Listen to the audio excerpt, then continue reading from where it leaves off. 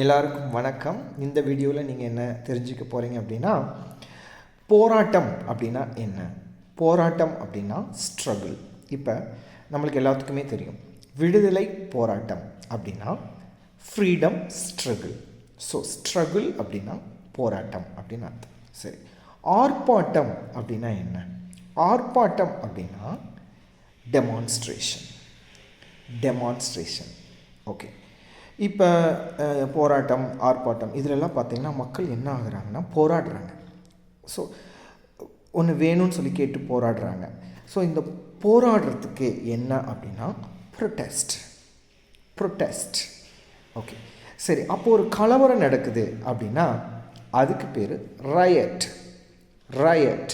சரி, அங்கே என்ன ஆகுது அப்படின்னா கைகலப்பு நடக்குது, ஒருத்தர் அடிச்சுக்கிறாங்க. இந்த கைகலப்பு அப்படின்னா மேன் ஹேண்டிலிங். Thank you.